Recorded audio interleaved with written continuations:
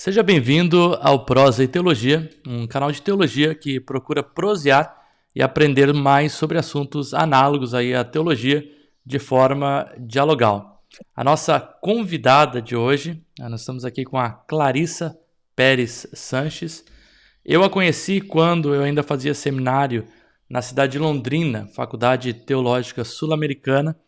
Eu fui aluno ali da Sul-Americana dos anos de 2012 a 2015. Então, salvo engano, quando eu entrei lá, ela já estava algumas turmas à frente. Acredito que ela se formou umas 2, 3 turmas aí à frente da minha. Mas, já nesse contato de formação, né, eu já conhecia esse trabalho que ela fazia com uma ONG chamada Toque de Amor. Então, desde lá, eu tenho acompanhado a sua trajetória, né, nas suas pesquisas, ações pastorais, cuidado com pacientes em estado oncológico, né? E hoje, nesse episódio, nessa conversa de hoje, a gente quer trazer uma temática aí que faz alusão ao Outubro Rosa, mas também trazer a importância de falar sobre cuidados paliativos, cuidado espiritual, o trabalho do capelão, né? Um termo novo aí que eu aprendi, o dolo da morte, né? Não tinha contato com esse termo. Então é um prazer, Clarissa, estar aqui com você nessa manhã, né? A gente está gravando aqui pela manhã, nesse feriado, para a gente conversar sobre cuidado paliativo, cuidado espiritual. É um prazer. Eu que agradeço imensamente o convite, Wellington, um prazer estar aqui com vocês, e principalmente falando algo que eu considero assim tão importante, né? E que é o meu trabalho lá, o meu dia a dia, e a gente precisa falar mais sobre isso, discutir mais sobre isso, né? Orientar mais sobre isso, que é extremamente relevante, principalmente para todas as pessoas em cuidados paliativos, né? Quando a gente tem a doença ameaçadora de vida e se ver assim na parte mais vulnerável, né, da vida, no momento mais vulnerável, e a gente precisa muito falar sobre isso, discutir sobre isso, ter pessoas mais preparadas para cuidar de vidas nesse momento, né? Então, imenso prazer de poder estar aqui abordando esse tema nessa manhã. Que bom, prazer é nosso. Eu gostaria de começar aqui com um breve perfil. Não quero falar muito no perfil, porque a ideia é que o convidado se apresente. Então, eu trouxe aqui apenas alguns pontos que eu consegui achar aí pela internet, né? Você que está acompanhando aí, talvez pelo Spotify, não vai conseguir ver. Mas tem aqui, então, casada, mãe, doutoranda pela Faculdade Estes. Finalizou o mestrado, né? Começou agora o doutorado. Fundadora e presidente da Toque de Amor, uma ONG, a capelã e doula de amor, da morte, a paliativista espiritual e terapeuta da dignidade. Né?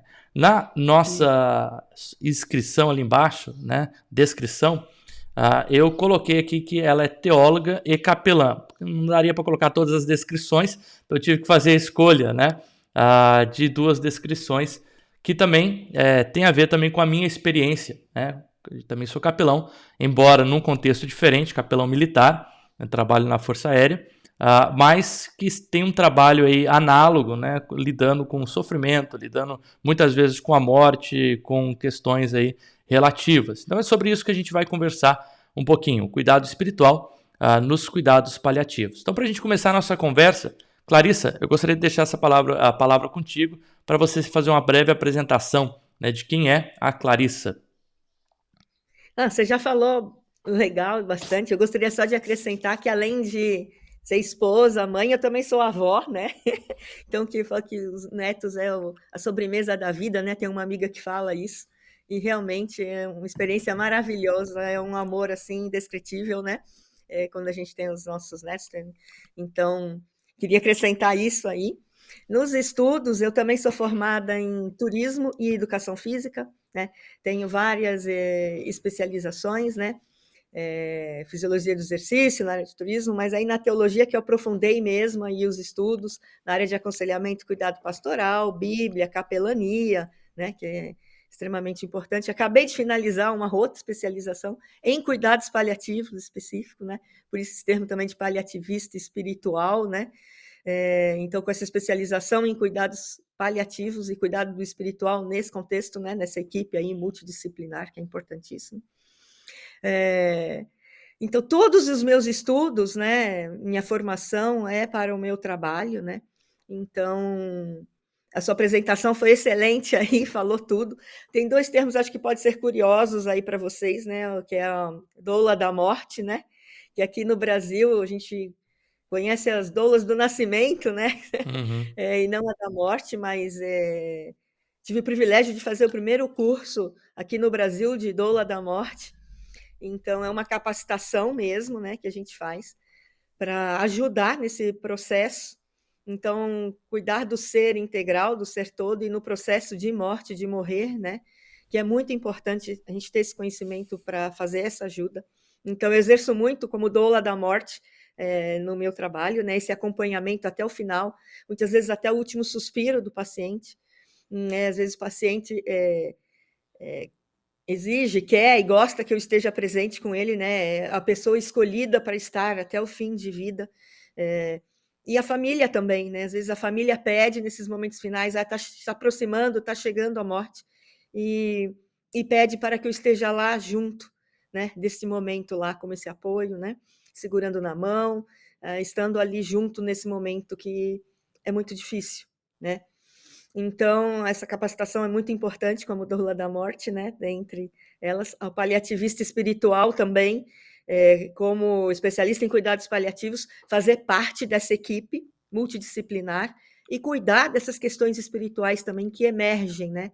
Por isso esse paliativista espiritual, né? Porque nesse momento surgem muitas crises, né? Uhum. Também muitos questionamentos, e poder ser essa paliativista espiritual nesse momento é importantíssimo, de extrema importância, para ajudar a pessoa nesse processo também, né, de conscientização da morte, de aceitação da morte, para poder ajudar também a pessoa a ficar em paz, né, a partir em paz, é muito importante também, né? Então, essa aí é a Clarissa, essa aí Uhum. sou eu, amo o que faço, e por isso a dedicação e o constante aprendizado, estudos, capacitação, para cada vez poder estar auxiliando melhor as pessoas, porque é um trabalho muito importante, de muita Com responsabilidade, certeza. e a capacitação é importantíssimo para esse serviço.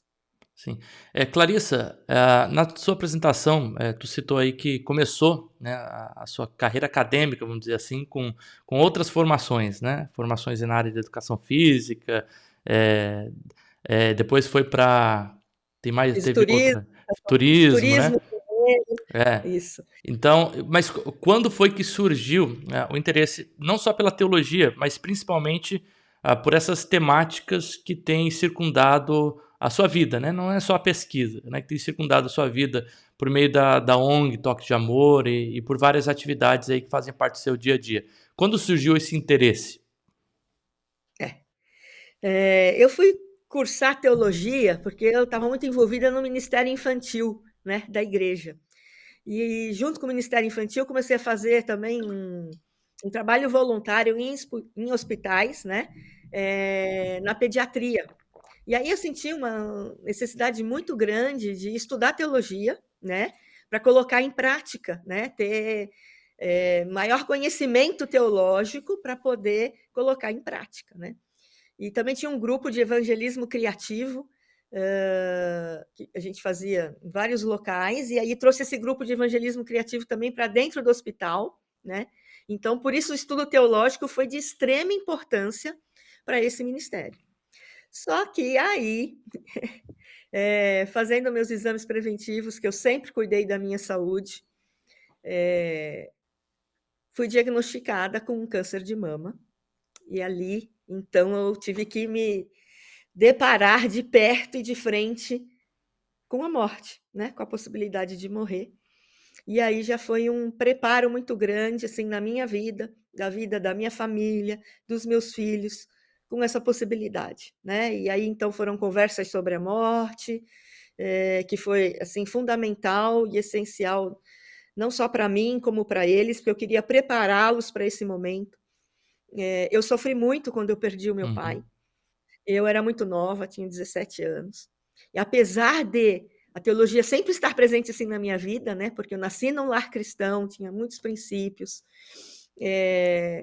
Estudei em um colégio religioso, então tinha estudo bíblico. vários seminários espirituais, enfim, né? Então, sempre vivi nesse ambiente, assim, com uma base teológica grande. Falo que eu tive um chamado muito forte quando eu era pequena, não vou esquecer nunca. Uhum. Eu gostava muito de ir nos recreios na capela, né? Gostava muito de passar o recreio lá, na capela. Desde lá já era chamada mesmo para capelania. Isso. Nossa, como eu gostava de ficar os meus intervalos e recreios na capela ali, me conectando com Deus, né, em oração. E ali eu tinha um chamado muito grande que Deus me chamou e eu senti que a minha vida ia ser para servi-lo, mas eu não sabia ainda como, né? Então isso aí foi num processo, na caminhar. E conversando muito com meu pai, ele sempre falava: filha, você tendo a sua família, os seus filhos, você já está servindo a Deus, né? E a gente não tem muitas vezes essa consciência, né? Que a gente tem da nossa família já é um serviço a Deus, né? Mas aí, durante a vida, a minha caminhada, né, muito no ministério infantil, principalmente por causa dos meus filhos e tudo mais, né? Sabendo que é importante a gente ensinar a criança no caminho que deve andar, né? Então, é muito importante os pais, né, terem consciência disso. E aí eu despertei muito para o Ministério Infantil. Então, meus estudos, a princípio, foram para isso, só que a vida e Deus me levou para outro Uhum. caminho, né? Então, porque aí a experiência que eu tive ao enfrentar o câncer, todo o sofrimento, tanto físico, né? Porque o tratamento não é fácil. Eu não me sentia doente, foi me sentir doente realmente no tratamento. Então, eu tive que fazer cirurgia, quadrantectomia, depois fui fazer quimioterapia, radioterapia, né? Medicamento muitos anos, acompanhamento sempre, até hoje a gente nunca para de se cuidar mais após um diagnóstico de câncer, né? Então, tudo isso transformou a minha vida. E quando eu terminei o meu tratamento, durante ele eu já ficava assim intercedendo muito a Deus, porque eu tive tantas coisas boas no meu tratamento que eu ficava pensando nas pessoas que não estavam tendo o que eu tinha, Uhum. né? Todo o apoio da família, todo o carinho. Eu falei: Senhor, e as pessoas que não têm? Né? E eu começava a orar, interceder, falei: Senhor, envia um anjo lá, alguém para socorrer, para ajudar essa pessoa nessa hora. Para mim era tão difícil dar uns passinhos até ir o carro, né, para ir lá para uma clínica. Eu ficava pensando: Deus do céu, como que a pessoa agora, sem força, com a resistência lá embaixo, tem que tomar todos os cuidados, como essa pessoa tem que ir para um ponto de ônibus e entrar num ônibus. Eu falava: Senhor, cuida dessas pessoas nessa hora, né? Ali, toda a fase, tudo que eu estava passando no meu sofrimento, eu ficava pensando nas pessoas que não estavam tendo o que eu podia ter. E aí eu Uhum. comecei ali um ministério de intercessão já, orando por todas as pessoas espalhadas no mundo que estavam enfrentando o câncer, para Deus entrar com o seu socorro, com a sua providência, enviar alguém com socorro, né? E aí, quando eu terminei o tratamento, Deus foi colocando pessoas que estavam enfrentando o câncer com dificuldades para eu estar apoiando, acolhendo. Assim, Deus mudou o meu ministério, né? E me colocou no meio de pessoas precisando de ajuda ao enfrentar o câncer. E assim, às vezes era com um telefone de pessoa lá do outro lado, assim, pessoas de longe, distante, mas através do telefone, né? Dar essa palavra de conforto, de esperança, né? Essa ajuda. E as pessoas pertinho, com necessidades que eu poderia estar ajudando, mais concretas, né? Então, tinha, por exemplo, mulheres que eram profissionais liberais e pararam de trabalhar. E aí, como que você vai ajudar, né? Uhum. Então, eu comecei aí a recorrer a um grupo de amigos para dar esse suporte financeiro mesmo, enquanto ela estava em tratamento. E ali uma pessoa, uma vez, depositou um dinheiro na minha conta para ajudar. E ali me constrangeu, eu falei: meu Deus, né? Me constrangeu muito. Aí Uhum. eu chamei meu marido para conversar, falei: nossa, Sérgio, que tal a gente fundar uma ONG onde aí as pessoas podem depositar para a gente ajudar mais pessoas, e aí deposita lá na conta, que fica fácil da gente prestar conta para as pessoas, né? Uhum. E ele sempre foi muito parceiro, vamos fazer, aceitou, e aí assim eu fundei a Toque de Amor, né? Que no ano de 2013, e ali eu comecei o meu trabalho de ajuda às pessoas, começou especificamente a mulheres que estavam em tratamento do câncer. E aí eu percebi que o câncer é igual para todas as pessoas, não tem sexo, não tem, né, não tem gênero, não Uhum. tem raça, tem classe social, não tem nada. É muito democrático, né? São para todas as pessoas. E aí começou a surgir outros casos de câncer, né? Os homens também, enfim, aí abrangeu e o atendimento.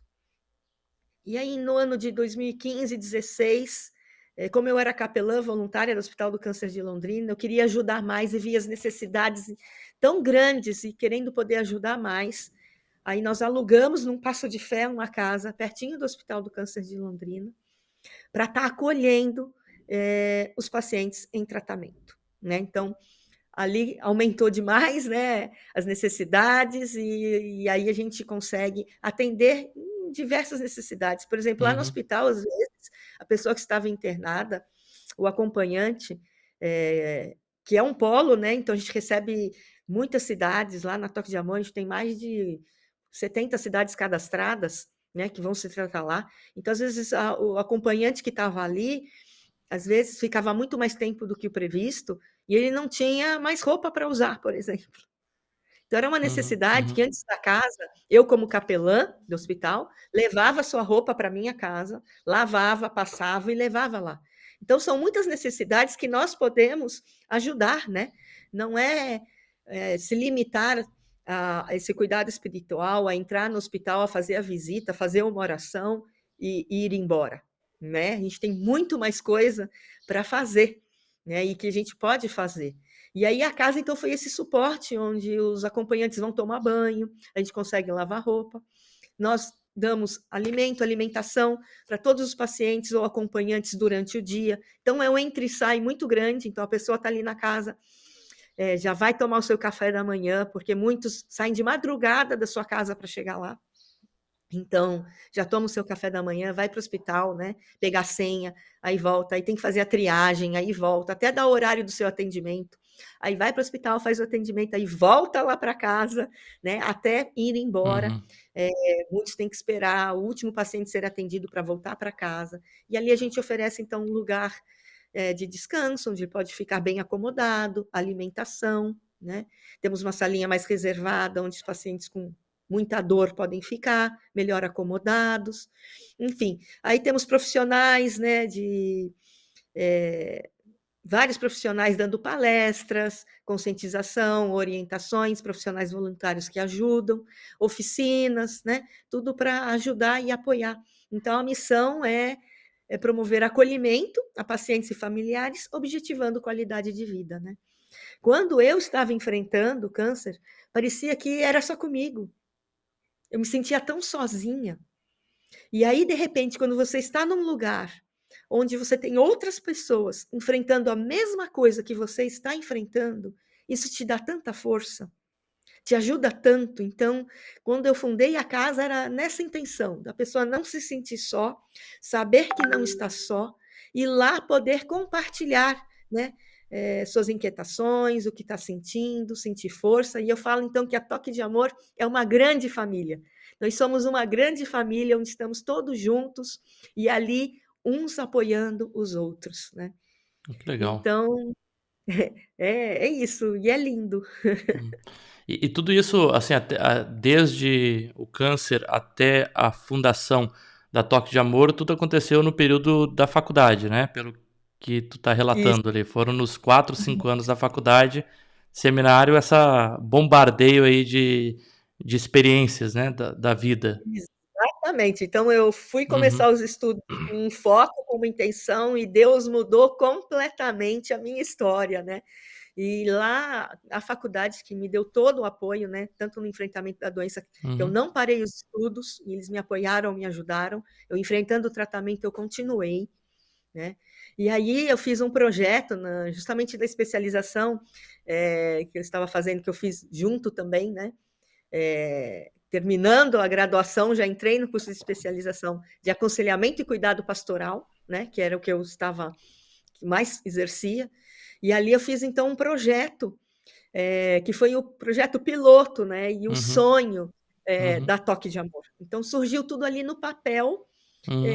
com esse sonho, e poder ver concretizado é muito lindo, mas tudo assim, o mais lindo é experimentar Deus em cada detalhe, porque foi tudo através dele. O sustento é dele. A casa, quando eu aluguei, foi num passo de fé, porque eu não sabia como que a Uhum. gente ia sustentar a casa. E Deus sempre cuidou, sempre proveu, nunca deixou faltar nada. Tudo lá foi doação. Nós reformamos a casa inteira, porque eu queria um lugar aconchegante, Uhum. gostoso, que a pessoa se sentisse em casa, que esquecesse um pouco o ambiente de hospital e de sofrimento, né? E se sentisse em casa, acolhedor. E ali eu e meu marido, que é engenheiro civil, falou: a gente vai dar conta dessa reforma. Nós começamos a quebrar tudo, nós dois, e vi aquilo quebrado, e começamos a fazer ações e pedindo ajuda, e as coisas chegavam. E assim, é incrível. Foi tudo doação, tudo que a gente tem lá na casa, a partir do momento que você entrar lá, tudo que você vê, foi tudo na doação. Então, tudo Deus que enviou. Então a gente experimenta, assim, a gente experimenta Uhum. Jesus todos os dias naquela casa. E assim, quando está faltando alguma coisa, não tem recurso, a gente ora, a gente clama, a gente Uhum. pede. E Deus sempre enviou. Que E maravilhoso. assim, nos detalhes, às vezes faltava aquela quantia no final do mês exata e vinha uma doação Uhum. exata naquele valor, né? Estava faltando alguma coisa de alimento, sempre chega, Deus envia. E um dia a gente doa perucas, né? Uhum. Para as mulheres, lenços, próteses mamárias, enfim.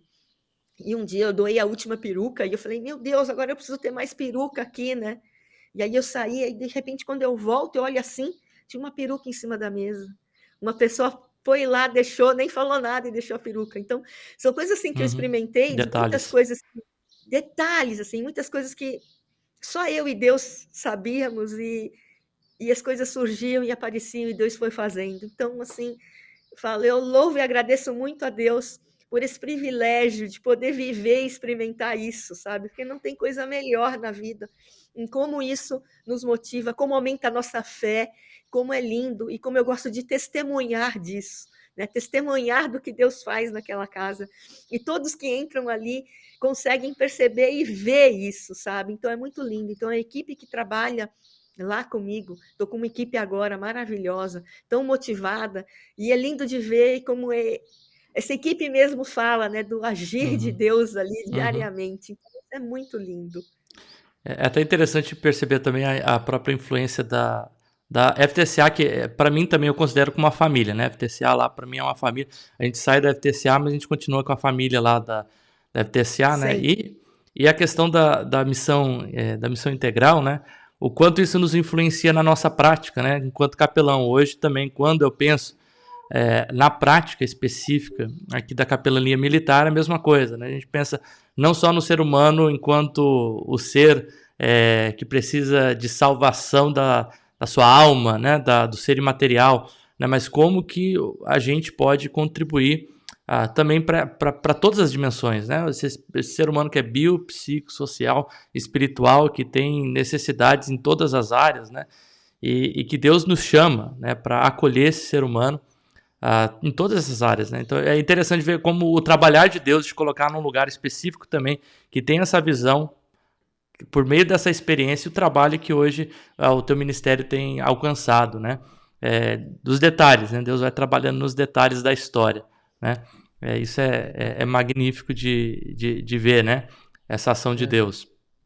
A Clarissa? missão integral é algo que Uhum. realmente transforma as nossas vidas, né? Sim. Porque a gente consegue realmente abranger todas as necessidades, ver o ser humano integral, né? O ser humano holístico e a gente poder contribuir e ajudar com isso, né? E aí você tocou num ponto muito interessante e forte que eu gostaria de compartilhar, quando você falou da capelania, né? Na capelania hospitalar, principalmente, né? A gente tem que valorizar mais e de profissionais mais capacitados, né? Lá fora, né, Europa, Estados Unidos, principalmente os Estados Unidos, já é uma profissão, né? O capelão é uma profissão, então existe uma capacitação para isso, né? É considerado um profissional.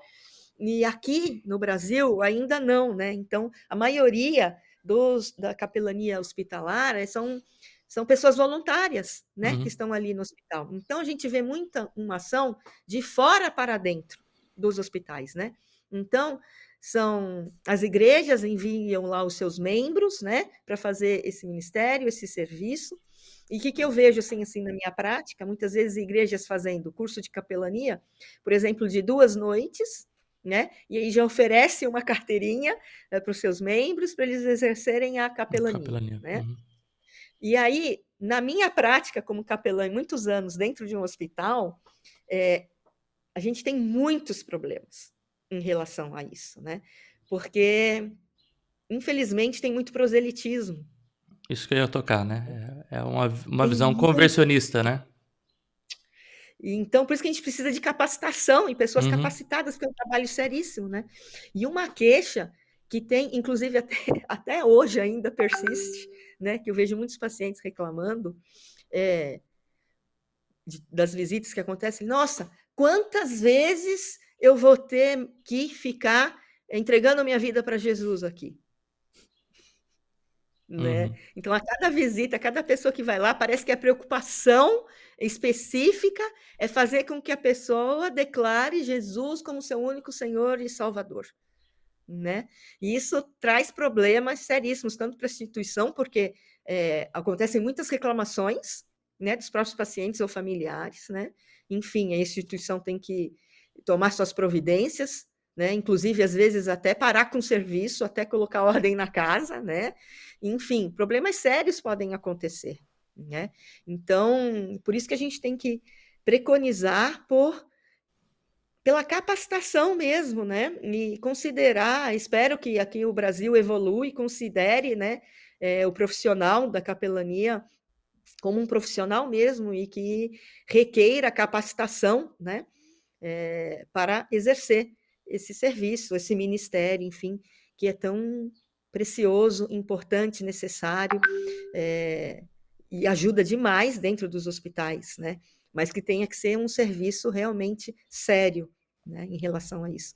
Então, a gente tem que respeitar todas as religiões, respeitar as pessoas, né? E a gente ser, então, vou ser sincera, acho que eu peguei até um pouquinho de ranço desse termo de capelania. Eu acho que ser um assistente espiritual hoje, eu acho que na minha concepção é uma palavra que melhor cabe, sabe? Porque aí inclui já esse conceito, né? Você como um assistente espiritual, ajudar a pessoa a se conectar com Deus, com o que ela tem de sagrado, o que ela considera sagrado para ela, né? Fazer essa religação realmente, né?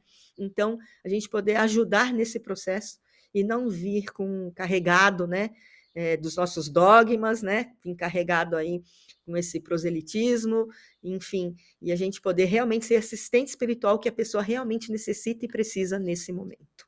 Eu acho que a palavra-chave aí é o cuidado, né? E realmente, assim, na experiência, eu acho que não difere as capelanias, né? Na experiência da capelania militar, eu vejo muito isso. Às vezes, muitas portas que elas não se abrem ou elas encontram-se fechadas justamente por uma má ação lá no passado de alguém que não tinha, talvez, tanto preparo, que foi numa boa fé, né? Na sua fé, quis fazer o bem, né? A gente não está julgando a intenção da pessoa, mas que por conta dessa falta de preparo, às vezes numa visão apenas proselitista, ela não consegue ver esse ser humano quanto todo que necessita do cuidado, que necessita dessa assistência, que necessita que a gente seja esse amparo, esse abraço, né? Mais do que falar o que a pessoa deve ou não fazer, ser esse alguém que está do lado. E é interessante, eu tenho um amigo que também é capelão, também capelão hospitalar, inclusive ele está fazendo doutorado dele ali também na Este. Agora me fugiu o nome dele, é um nome um pouco incomum, mas depois se eu lembrar eu comento contigo.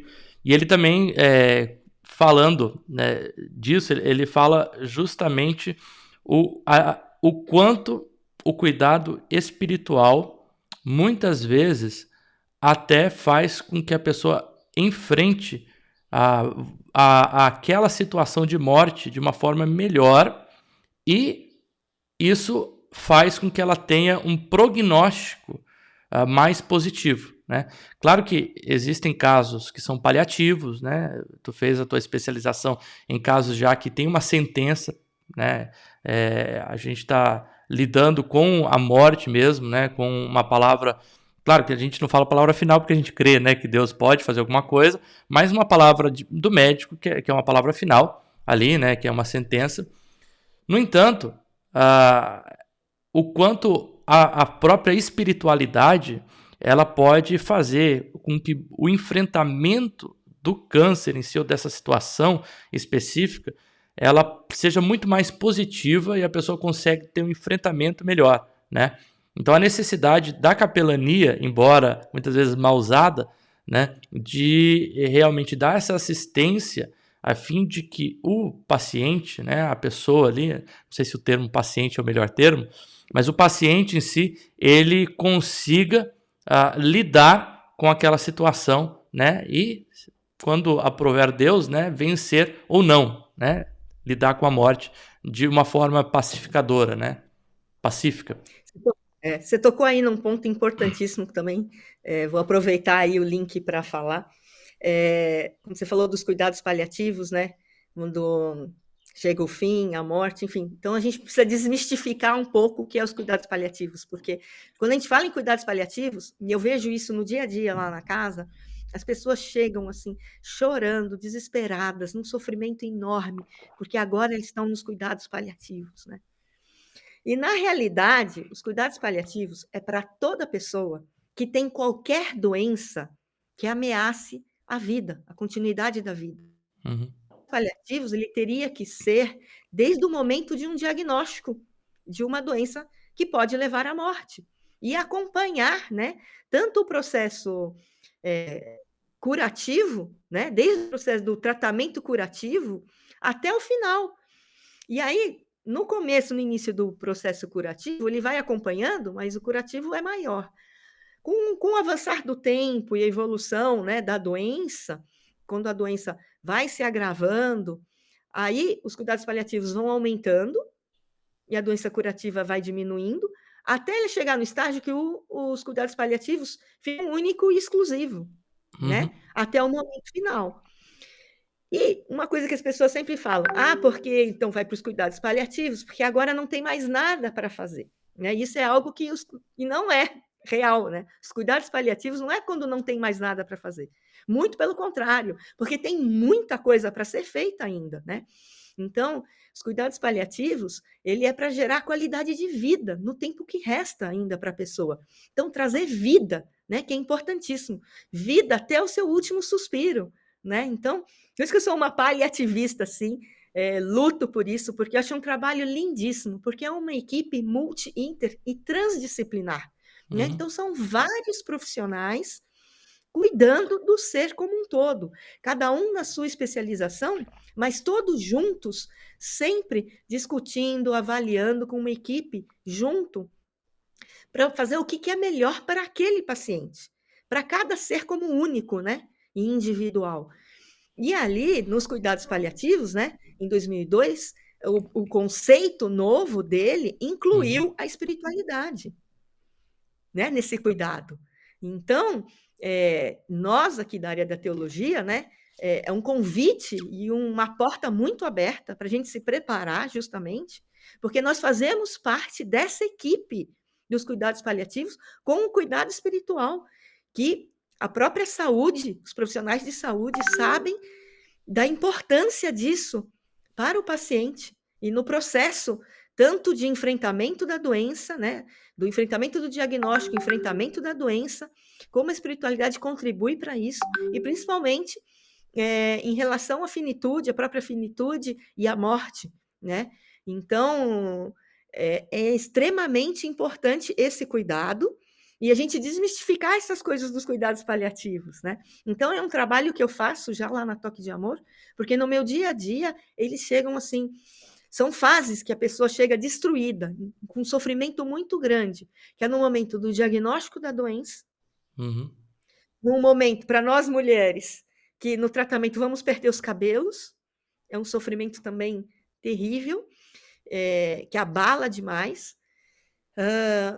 Um outro, quando descobre que há metástase, ou seja, a doença saiu ali, né, se espalhou para outros órgãos do corpo, e ali, então, a gente diz que já o processo já não é mais curativo, né, porque aí já houve a metástase, e dentro desses cuidados paliativos, né, é um choque, aí eles sofrem muito, porque infelizmente não está caminhando junto, então é um grande sofrimento quando é encaminhado para os cuidados paliativos, porque também se sente o abandono do médico, porque até então ele estava caminhando com aquele médico numa terapia curativa, né, no processo Uhum. curativo da doença, Uhum. e aí então é encaminhado para outro profissional dos cuidados paliativos, em vez de caminhar juntos já os dois e não ter essa quebra, esse choque, né? Então é um sofrimento muito grande e eles teriam que estar caminhando juntos já desde o diagnóstico para evitar esse sofrimento, porque é tão Uhum. grande, é tão doído, é Uhum. tão sofrido, sabe? Se sente abandonado e não é, né? Tem que ser acolhido. E aí esse profissional que vai cuidar realmente até o finzinho, né? Não Uhum. vai abandonar esse paciente, vai estar junto, segurando a mão até o final, né? Então, e por isso é importante dessa equipe toda estar junto, segurando na mão até o final, né? E aí a gente tem, quanto ao sofrimento, né? A gente tem um diagrama, né?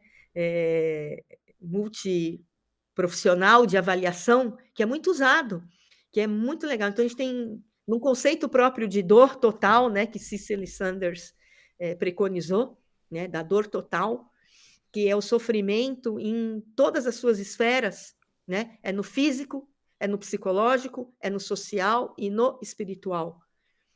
E aí esse diagrama, que é de fácil visualização e utilização, nós temos assim uma esfera onde no centro está a pessoa, com todas as suas questões em todas essas dimensões, né? E aí, numa esfera maior, vem então as questões que surgem para a pessoa a partir dessas esferas. E aí a gente tem, numa outra esfera, as atitudes que têm que ser tomadas em relação a cada esfera, né? E depois das atitudes, nós temos os objetivos, né? Ao serem alcançados em cada esfera. Então, poder, através desse diagrama, dialogar com a equipe a respeito de cada pessoa ali, tudo isso vai contribuir para esse melhor cuidado em todas as esferas da pessoa. Muito Né? Então, legal. é um curso muito importante de ser utilizado. Dor Total? O nome Dor do... total. Dor Total é o nome Esse do diagrama. é um diagrama de Uhum. avaliação multiprofissional, né? Mas Uhum. dentro desse conceito da dor total, Uhum. né? Que legal. E é fundamental e importante a gente ter esse conhecimento para poder ajudar a pessoa, né? Então, Porque pelo assim, que... a dor, se a gente for pensar, a dor, Uhum. né, ela pode tá muito relacionada com o físico, né? Um medicamento, um analgésico pode curar e tratar a dor, mas o sofrimento não, né? O Uhum. sofrimento já são questões mais profundas, né, do ser humano, são questões mais existenciais também, né, que surgem e aparecem. Então, e o sofrimento a gente tem que entendê-lo como uma porta que se abre, né, para o próprio conhecimento e o conhecimento, né, de todas essas questões, né, surgem do sofrimento. Então, no meu próprio mestrado, né, onde a minha tese foi sobre sofrimento e morte, o aconselhamento pastoral na capelania hospitalar a pacientes oncológicos paliativos, né? A gente conseguir compreender e entender o sofrimento é importantíssimo, porque muitas questões vão surgir a partir do sofrimento, que é inevitável, Uhum. faz parte da vida, todos nós já sofremos ou estamos sofrendo e vamos Uhum. sofrer ainda, né?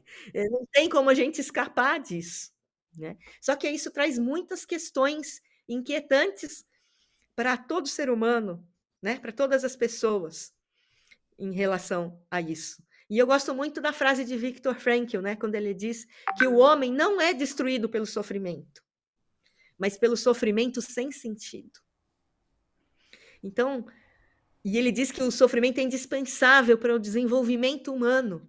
Uhum. Né? Então, o sofrimento, quando a gente consegue entender que ele é único, é de cada um, e acolher esse sofrimento. Porque a gente não tem uma escala para medir sofrimento. Da dor a gente tem escala, né? De 0 a 10 a gente consegue medir, e essa é uma pergunta recorrente que faz para a pessoa, né? Como que está a sua dor na escala de 0 a 10? Né? Agora, para o Uhum. sofrimento, a gente não tem isso. A gente não tem como mensurar, né? A gente tem a narrativa da pessoa a respeito, mas cada um sente, e cada um Uhum. sente de uma maneira e de um jeito. E a gente tem que compreender e entender isso, e nunca menosprezar ou amenizar a dor e o sofrimento da outra pessoa, né? E sim acolher esse sofrimento. Isso é muito importante, acolher o sofrimento. Uhum. E a espiritualidade pode contribuir muito, né, nessa questão aí, porque ela que pode ajudar a pessoa a encontrar o sentido para esse sofrimento. E aí, quando a gente encontra um sentido para o nosso sofrimento, é aí que a gente encontra a força para enfrentar tudo que a gente tiver que enfrentar, até a nossa morte, Que legal, que né? legal. E É, aí, na teologia, quando a gente olha para teologia da cruz, né, da salvação, ela é fundamental, né? Que ela te dá a esperança de que aqui não é o fim. E a gente olha para Jesus como o servo sofredor, né?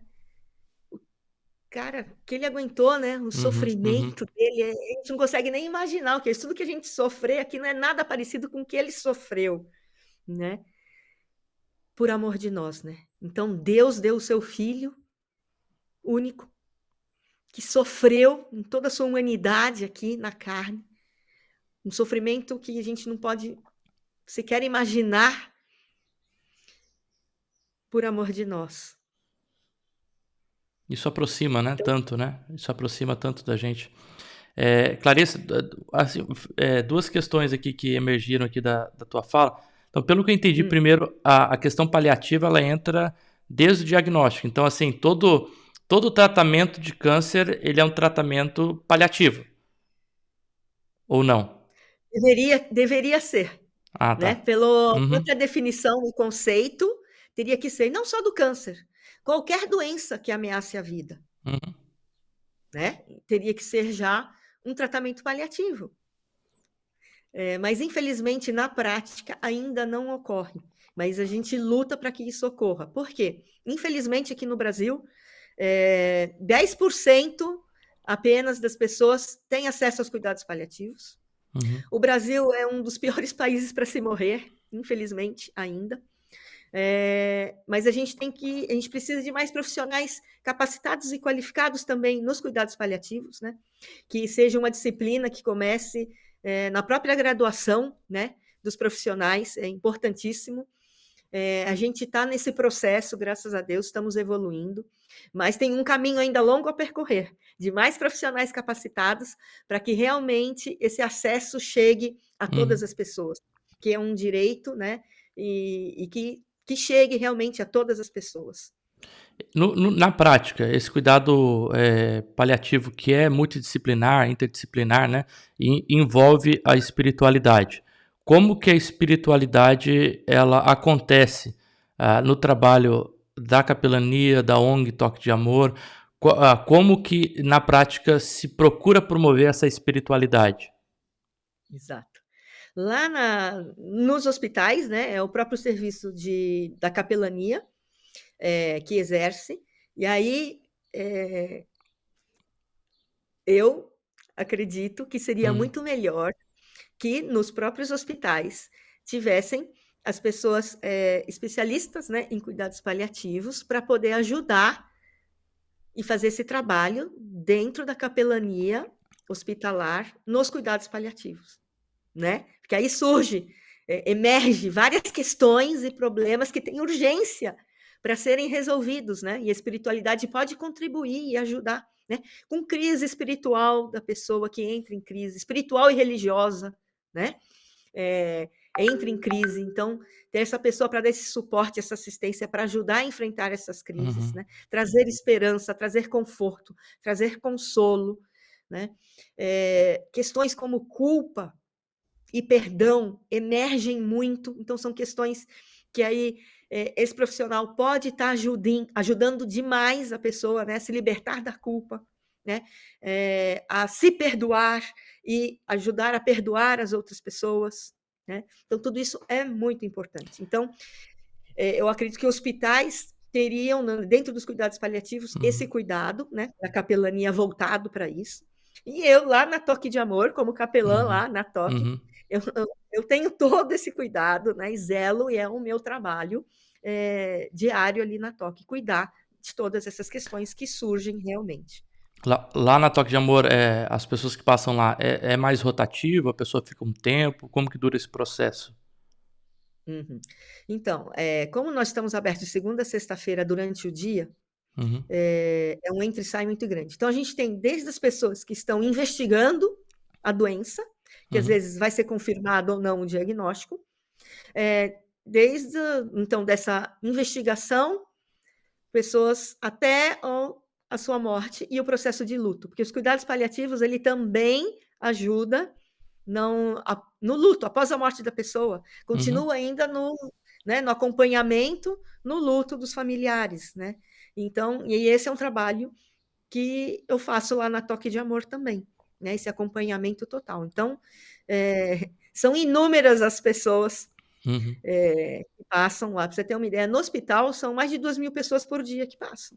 Meu Deus. Lá na Toque de Amor, por dia, é em torno de 100, cento e poucas pessoas que passam por dia. E Né? rotativo, diferente, pessoas diferentes. Sim, porque a cada dia, assim, por exemplo, na radioterapia, então a gente tem aquele período que geralmente são, vamos lá, de 30 sessões, às vezes, Uhum. a mais sessões, então, e que é todo dia, então ali às vezes eu tenho pacientes que estão todo dia na casa. Durante aquele período. Agora Uhum. tem aquele período, então a gente pega um vínculo assim muito forte, porque ele está todo dia, né? Mas aí a gente tem os pacientes que fazem a quimioterapia, e aí tem a quimioterapia, que às vezes é semanal, quinzenal, mensal, enfim. E aí eles estão sempre durante esse tratamento. Terminou o tratamento, faz acompanhamento. Então, aí eles voltam sempre quando estão em acompanhamento. Então, ali eu tenho pessoas já de muitos anos Uhum. acompanhando, né? Que ainda estão ali enfrentando. Então, a gente faz esse acompanhamento. As pessoas que estão surgindo, as pessoas novas que estão durante e as pessoas que já partiram e que a gente tem os familiares, que a gente ainda mantém um vínculo com Que todos legal. eles. É interessante que, assim, às vezes a gente fala de espiritualidade e nosso ouvinte pode estar pensando em espiritualidade, uma espiritualidade confessional, né? Que às vezes a gente aprende dentro da nossa confissão de fé. Mas essa espiritualidade da capelania, né, em si, ela é uma espiritualidade que ela transcende a confessionalidade. Ela tem a ver com a humanidade, né? Ela tem a ver com o Sim. ser em si, né? Porque tu tá lidando com questões do perdão, da culpa, do sofrimento, da angústia, que muitas vezes sem explicação, né? O sofrimento, às vezes tem uma explicação. Eu estou sofrendo por conta de uma doença, estou sofrendo pelo luto, pela perda, né? E também tem a angústia, né? Que é aquele sofrimento interno, mas que a pessoa não consegue localizar, né? O porquê que eu tô assim, né? Que é muitos casos também que a gente lida. Mas a gente lida com pessoas de diversas confessionalidades, né? Não são pessoas apenas da nossa confessionalidade de fé. Tu vai lidar com pessoas com outras confissões. Então, a espiritualidade que o capelão ele provê, de certa forma, ele procura dar assistência, né, a essa espiritualidade, ela tem que transcender essa confessionalidade, né, no dia a dia. E respeitar, né? Uhum. Respeitar a religião de cada um. E assim, por isso é importante a gente conhecer um pouco de todas as religiões também, né? E procurar, então, uma pessoa, né, da religião dela para poder estar ajudando também, né? Às vezes ela quer algum determinado ritual, um sacramento, qualquer coisa específico da sua religião, né? E a gente tem uma rede assim também de, de, de outras pessoas de diversas religiões, né? Que possam estar assistindo a pessoa naquela sua necessidade, Uhum. né? Na necessidade específica que ela está querendo. Então, que a gente possa também ser esse elo, né? Essa ponte, trazer as pessoas que facilitar esse processo também, né? E não querer a todo custo, né? Uhum. Enfim, né? Como muitas vezes acontece, né? Respeitar a pessoa. Sim, E sim. assim, eu gosto muito de pregar o evangelho e, se preciso for, usar palavras. Né? Eu acho que com as nossas ações, com as nossas atitudes, com o nosso cuidado, a gente reflete Cristo, né? Então, é muito mais do que muitas palavras, né? Essa verborragia, né? Às vezes a gente quer falar muito, só que a gente faz pouco, né? Uhum. Então, acho que através das nossas atitudes, Do nosso cuidado, as pessoas veem, isso acontece muito, né? Uhum. Assim, com o meu jeito, com o meu cuidado, eu vejo muitas pessoas virem me perguntar, mas qual que é a sua religião? Né? Aí é interesse delas, né? Saberem e perguntarem, e crerem. E acontecem, sim, muitas Uhum. Uhum. conversões. Uhum. Acontecem conversões, e muitas. Né? Aí as pessoas percebem, sentem, aí querem, eu quero aprender mais desse Deus, eu quero mais desse Deus. Ou então, eu estava tão afastada, tão desligada, eu quero estar mais próximo, me ajuda. Né? Eu quero mais desse Deus. Isso acontece muito também, acontecem conversões. Enfim, faz parte, né? Isso faz Uhum. parte. A gente só não pode empurrar goela abaixo, né? A gente tem que respeitar, ter o cuidado, e esse é um processo natural. E não somos nós, né? É o Espírito Santo de Deus. Quem faz? É Uhum. ele que age. Como ele age, quando ele quer, né? É ele, não somos nós. Então, não Perfeito. é pela força, não é por nada, é o Espírito Santo de Deus que faz e que age. Nós somos apenas instrumentos. Legal. Em uma das nossas conversas anteriores, tu mencionou que pesquisou, na verdade, até sua filha começou a pesquisar uma tal de terapia da dignidade, né? Eu fiquei Ai, bem curioso para saber um pouco mais sobre esse termo, né, essa expressão, terapia da dignidade. O que seria isso? Nossa, terapia da dignidade é uma ferramenta maravilhosa dentro dos cuidados paliativos. Primeiramente porque nesse processo de adoecimento mexe muito com a dignidade das pessoas, né? A própria transformação corporal, a dependência, a autonomia, né? Dependência, se considerar um fardo, um peso para as pessoas, né? Então, são tantas questões que fazem com que a gente vai perdendo a nossa dignidade, né? Às vezes você quer uma coisa, não é o que vai ser feita, enfim, né? São todos esses cuidados que a gente tem que ter e fazer prevalecer sempre a vontade e o desejo da pessoa, né? E a gente vai perdendo, acontece a síndrome da desmoralização, né? Enfim, vai perdendo a dignidade. E um médico canadense chamado Harvey Max Shoshinov criou a terapia da dignidade em 2005. Então, lá na Europa, né, nos Estados Unidos, Canadá, é super difundida. Já é uma prática muito constante e presente nos cuidados paliativos. Né? Aqui no Brasil, eu tive a oportunidade de fazer o primeiro curso, eu acho que foi o único, de terapia da dignidade, onde eu consegui, durante o curso, ter aula online com o próprio Harvey Shoshinov, com William Breitbart, né? Então, eu tive essa capacitação e agradeço e louvo a Deus por ter tido essa oportunidade, e a partir de então eu comecei já a Uhum. praticar com os pacientes lá na Toque de Amor, né?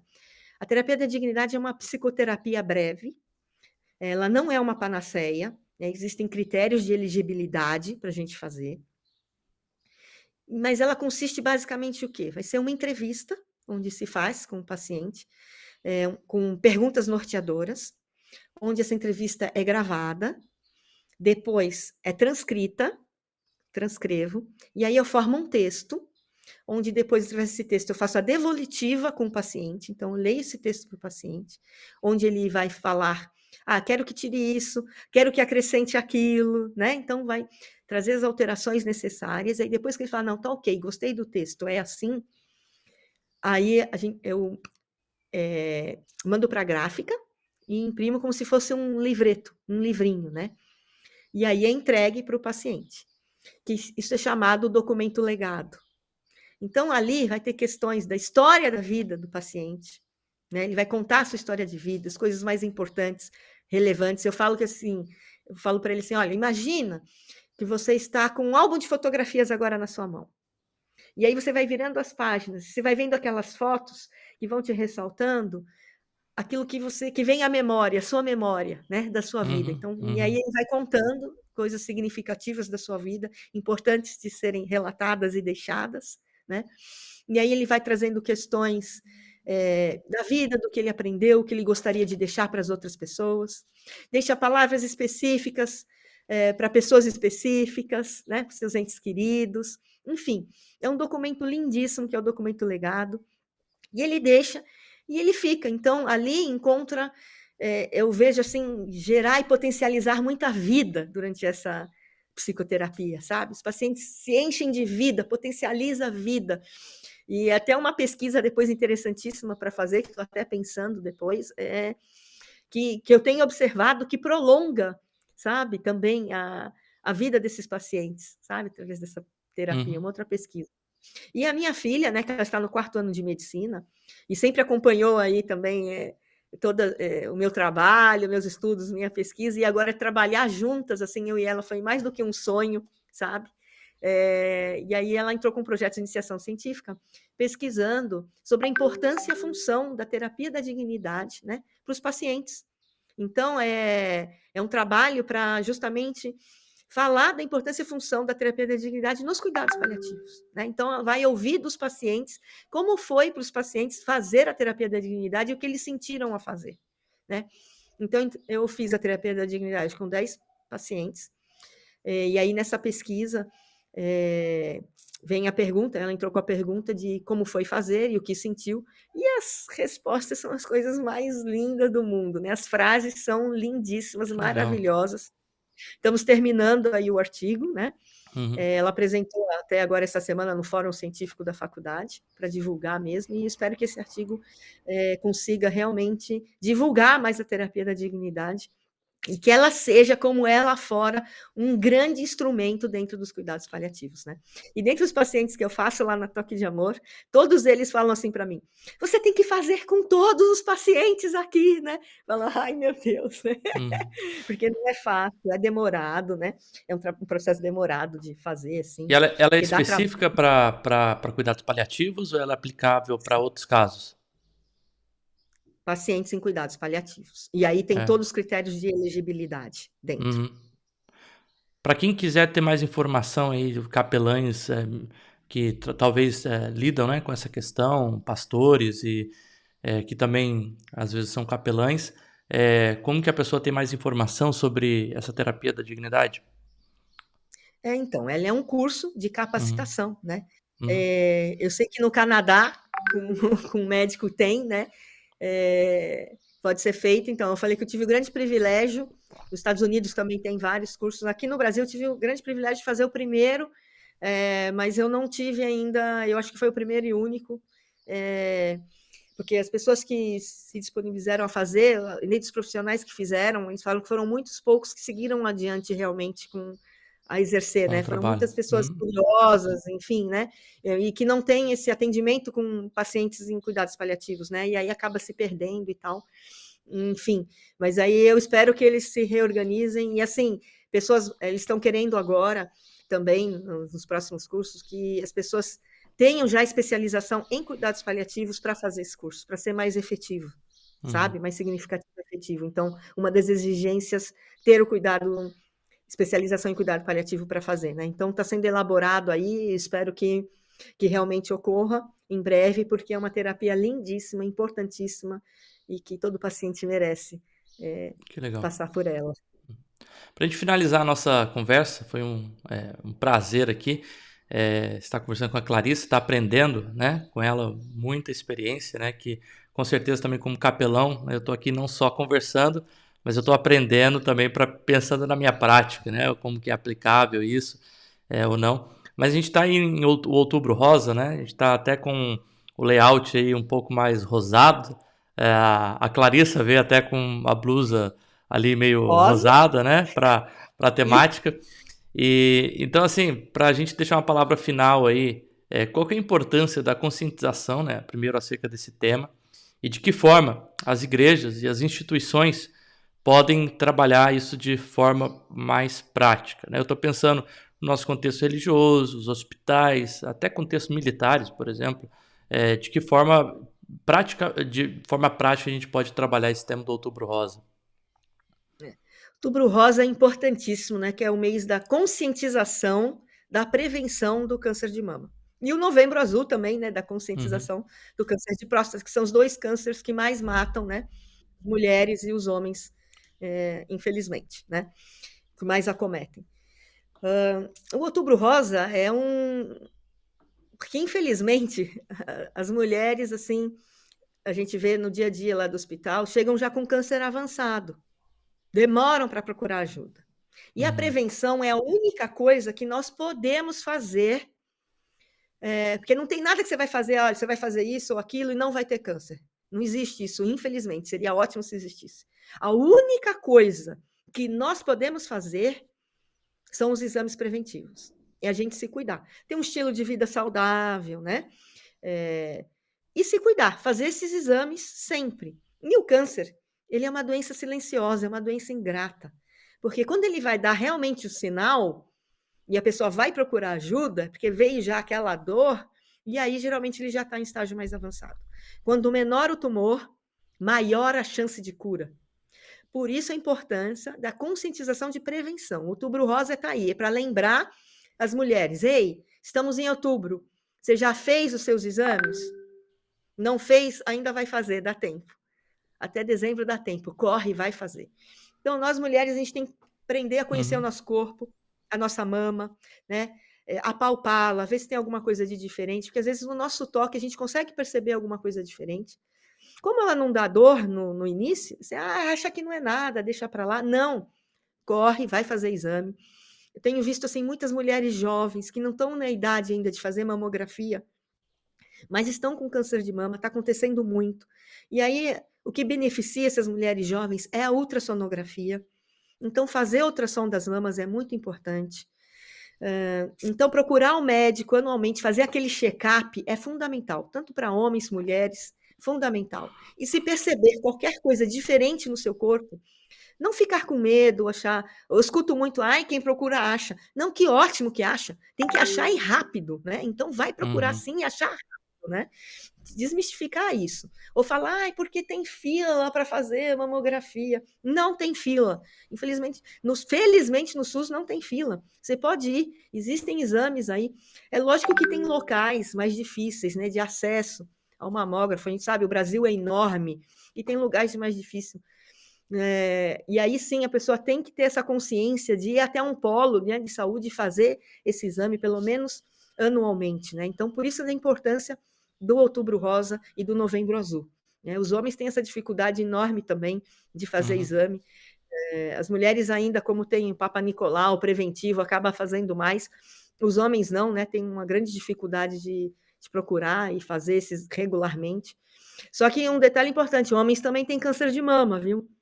A gente acha que muitas vezes são só as mulheres, muitos homens têm câncer de mama, e geralmente quando eles vão descobrir, está em estágio avançado, porque eles não se beneficiam da mamografia. O tratamento é igual das mulheres, tá? Retirada da mama, quimioterapia, radioterapia, os medicamentos são os mesmos do câncer de mama nas mulheres. E, infelizmente, muitos homens vêm a óbito devido ao câncer de mama, né? Há pouco tempo mesmo nós perdemos um paciente com câncer de mama lá na Toque de Amor. Então, acontece. Então, os homens também têm que cuidar das suas mamas, olhar, tocar, e se apareceu qualquer coisa, uma manchinha, ou qualquer coisa diferente, né, um pontinho, qualquer coisa, já procura um médico. Não acha que não é nada, não. A maioria das vezes não é, e Deus abençoe que não seja, mas a gente tem que procurar a ajuda médica urgente, até para tirar essa coisa, ai, não é nada, tudo bem, mas se for, tem que correr, né? Então, fica aí esse alerta para todas as pessoas, e o Outubro Rosa e Novembro Azul está aí para isso. Agora, o que as igrejas e instituições podem fazer em relação a isso é muita coisa, podem ajudar muito, principalmente com esse alerta, né? Alertar mesmo, falar, né? Acompanhar as pessoas, falar, e aí, já fez seus exames anualmente? Chama os profissionais, né? Os profissionais para dar palestras de orientação, né? Isso é importante também, palestra com vários profissionais, oferecer isso é importante para as pessoas, para saberem mais a respeito, né? E conscientizar as pessoas. Às vezes, um exame, a pessoa precisa de um exame, né? Então, por isso o acompanhamento é muito importante nesse processo. Às vezes a pessoa precisa lá de um exame e demora muito, às vezes tem 3 meses, 6 meses para conseguir o exame. O que a igreja pode fazer? Paga esse exame. Acelera esse processo, ajuda, você pode ajudar. E às vezes é questão tão simples, às vezes é R$ 70, sabe? E você pode estar ajudando a pessoa a acelerar esse processo de diagnóstico, né? Paga esse exame que é efetivo, e aí ela já consegue a consulta mais rápido para dar acompanhamento e seguimento ao que tem que ser feito, né? Então, por isso o acompanhamento é muito importante.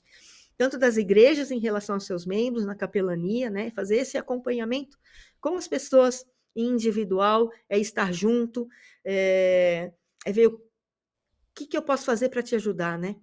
Que queres que eu te faça? Jesus sempre falou isso, né? Uhum. Que queres que eu te faça? A gente tem que ter isso constante, né? A gente às vezes vem, o que você está sentindo em relação à dor, né? E tudo. Mas o que eu posso fazer para te ajudar? Né? É Uhum. perguntar, é fazer essa pergunta. O que eu tenho que saber mais a respeito de você, que é a pergunta da dignidade do paciente, pergunta que a gente sempre tem que fazer. O que eu preciso saber a respeito de você para poder te ajudar a cuidar de você? Né? Então, esse relacionamento que é importante, que a igreja tem que ter esse cuidado. Então, formar equipes, né?